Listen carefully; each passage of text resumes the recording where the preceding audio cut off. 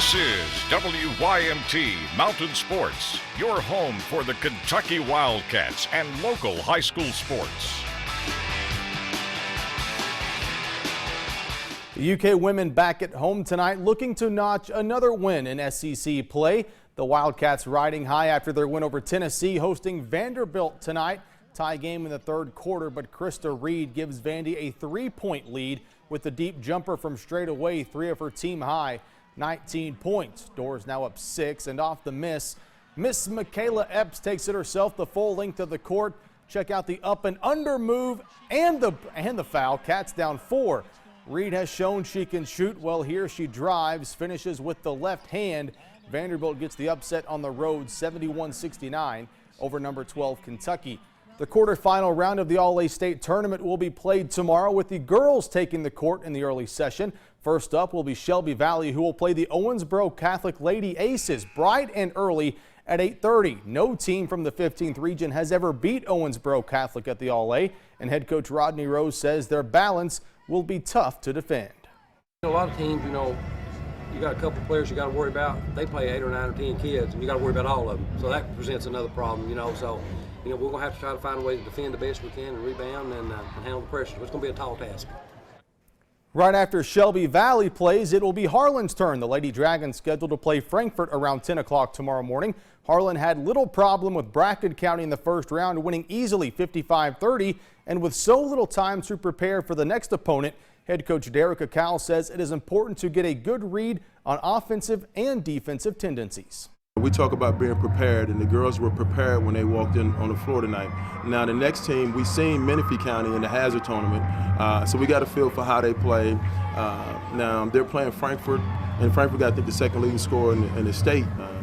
We don't have time to go to practice and game plan for them, but we're going to do what we do.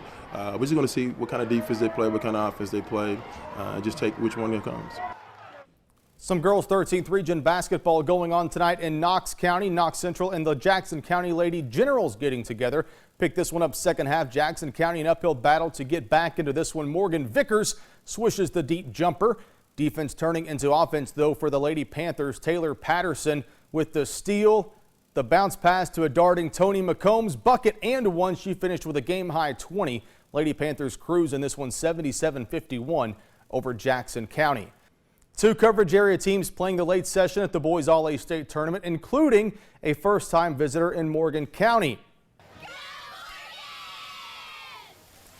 If this game was a race, Morgan County was the Ferrari, McLean was the guy pedaling his bicycle. The blue and gold start with 3 quick transition buckets off steals.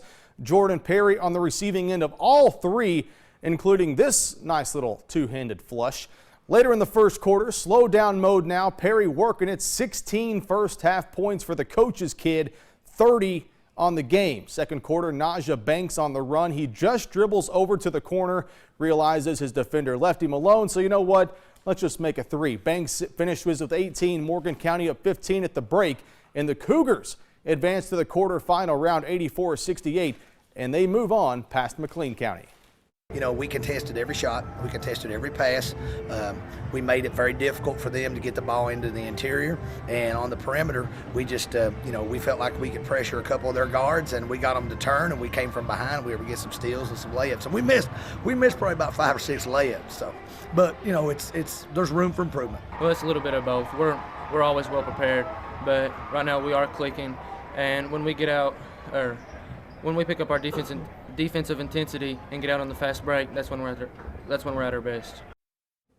Final game of the night, Shelby Valley taking on Greene County out of region number 5. Early on, the state's second leading scorer, Dominique Compton, goes to work. Greene County started on a 9-0 run. So when you need a bucket, who do you go to? Why not the state's third leading scorer, Hunter Swindle.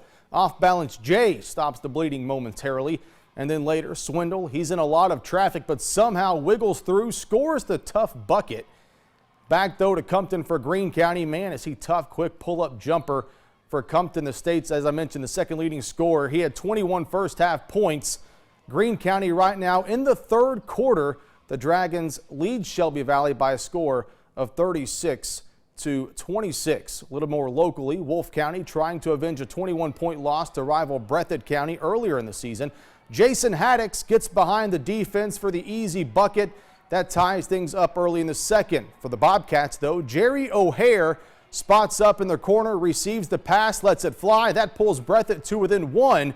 Late first half, Justin Baker with the drive. Check out the contact and the hoop and the harm. This game was tight. Cameron Stacy had an offensive putback with less than 2 seconds left. Breathitt wins it 54-52. Arguably the game of the night in the state, Barbourville number 10 Corbin.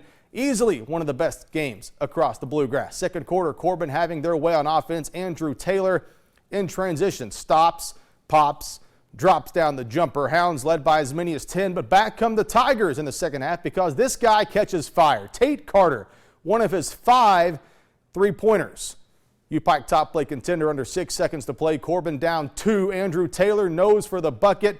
Layup drops as time expires in regulation. He had 49 points. We're tied at 70. U-Pike top play contender jumped to double overtime. Tigers up 3. Look at Zach McGuett, how deep he is. That's from Corbin. At the end of the second overtime, 94 all, 205 total points, 3 overtimes. And this one, number 10 Corbin outlasts Barbourville 103-102.